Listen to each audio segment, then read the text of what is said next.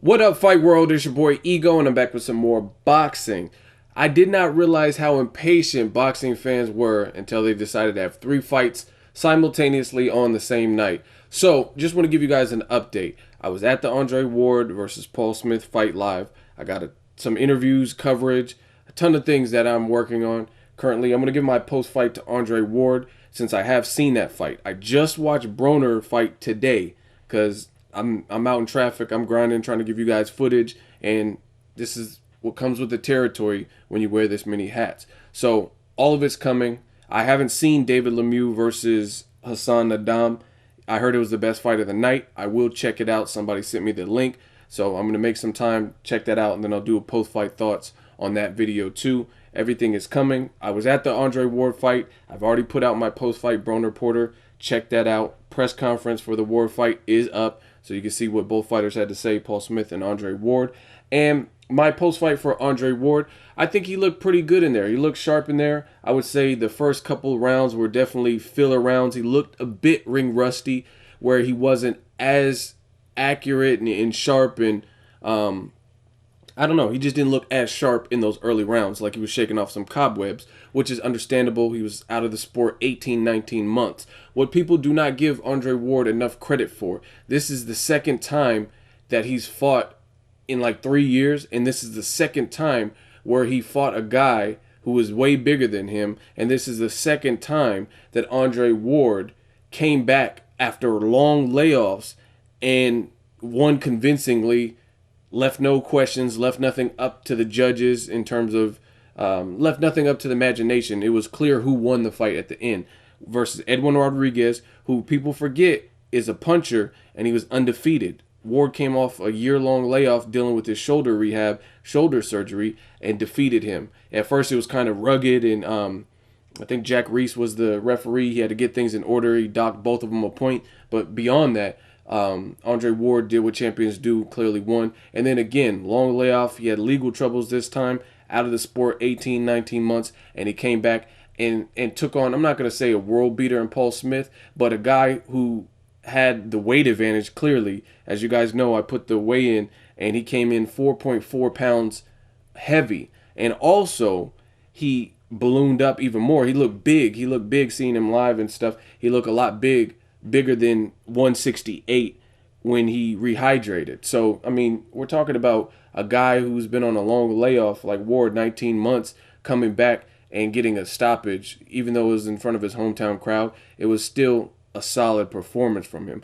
Again, I'm not going to say, oh, Ward, he's back. But I'm not going to say he's indestructible. It's hard to gauge because, like I said, in the early rounds, he seemed a little bit more tentative, like he didn't have.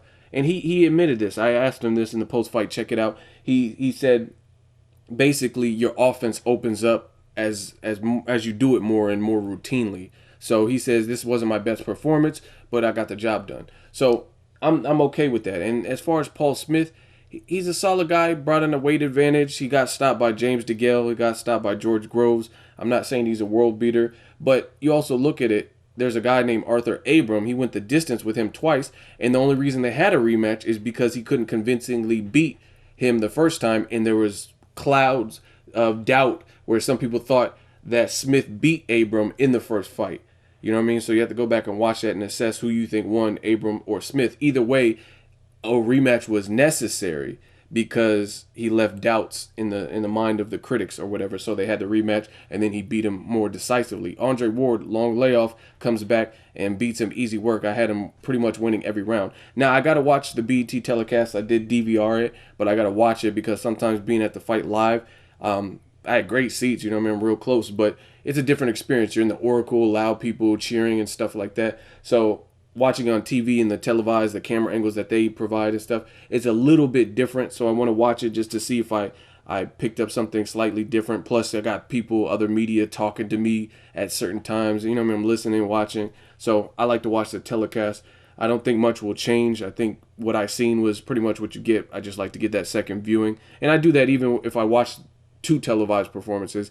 Sometimes with certain fights, I like to give it a televised, or excuse me, a second viewing just to see if I missed anything. So Ward looked good. He looked sharp. Again, he shook off the cobwebs, did what he had to do. He was in there against a guy who had a weight advantage. I didn't really see him having the skill set of beating Ward. But again, not everybody can come off of long layoffs like it's nothing and produce that. It especially, like, you got to look at the dynamics. I just told you Arthur Abram had to have a rematch to clearly beat this guy. And not to mention, Abram lost to Andre Ward years ago. But Abram is a known puncher. You know what I'm saying? He's a guy known for, at some point, boxing ability and good power and stuff like that. And he had to take 2 tries to beat this guy, and he didn't get a stoppage in either fight. Meanwhile, Ward has had a long layoff, and he comes back and he does it pretty easy work. And he didn't even say, he said it wasn't my best performance. So I mean, I feel like he has skills, and it wasn't a bad performance. He didn't get bad performances. Broner, that was a bad performance, and Broner's been active. So you know what I'm saying? People got to put these criticisms in perspective. Broner, he fought 3 times in the last probably year or so. Carlos Molina, John Molina. He fought Manuel Taylor. You brought Sean Porter down to a catch weight, which benefited you, right? And you pretty much got dominated 1, 2, maybe 3 rounds. You know what I'm saying? Versus Ward, been on a long layoff. You tell me the last person that came off a long layoff against a solid guy with the weight advantage, who's at least been in there with the James DeGale, the George Groves, and then they got shut out every single round. Chavez Jr. didn't do it. He was in a long layoff, right? And he came back and lost every single round, in my book, to Fanfara. Then he ended up quitting on the stool. So it's not as easy as some people make it seem. It's not that easy to just, you can't have 1 foot out and 1 foot in boxing. You know what I mean? It just, that's how it goes. And the other thing is, Ward is not a known, like, destructive style, Triple G, Maidana type of puncher. So to produce that, it shows me something about his skill set and his mental strength. Because his style, he was fighting a bit more aggressive than I've normally seen him fight in the past. You know what I'm saying? So that, it just shows you he has the championship elite level mindset. So I see no problem in him getting back on the pound for pound list. He's going to obviously have to fight some of the better people in the divisions. But I mean, right now, Ward is, I think he's a challenge for anybody at 168, 175. You got some killers up there, but these are all great fights. He just has to get back in the swing of things. This was to knock off the cobwebs and the ring rust, so he did what he had to do. And again, you tell me if you disagree. You can say all this clinching, boring stuff, but you tell me who's the last person that had a year-plus layoff twice and fought people who are undefeated and outweighed him by, you know what I mean, 20 pounds and stuff like that, and had that type of performance. Especially when their style was to be the boxer and not the banger and the relentless Maidana. You know what I'm saying? Who knows what Maidana's been on a cool layoff since the Mayweather fight. Who knows who he'll come back and fight? You know what I mean? When he finally drops the weight. But either way, his style is more aggressive. So anything can happen, especially if he gets back in shape. But Ward, he's more of a systematic guy, and that's what he did, and that's what he showed. So I like it because it just makes 168 more spotlight on it. You know what I mean? James DeGale did his thing. He's a champion. You got Anthony and Andre Durrell. They took losses, but I still think they're good fighters. Those are good fights for Ward. Kovalev at 75, Adonis Stevens. You got Artur Beterbiev. You got some crazy fights. Ward said he'll never fight Hopkins, or I think Hopkins might have said he'll never fight Ward. But everyone else is fair game. That's the only person that I've heard Ward say that they won't fight, and that's because they're friends or mutual respect level or whatever the situation. I mean, I don't even care about that fight, Bernard Hopkins versus Ward, to be honest, based on the styles. I'd rather see Ward versus Kovalev, Beterbiev, Adonis, James DeGale, Durrell brothers, anything like that is more up my alley personally.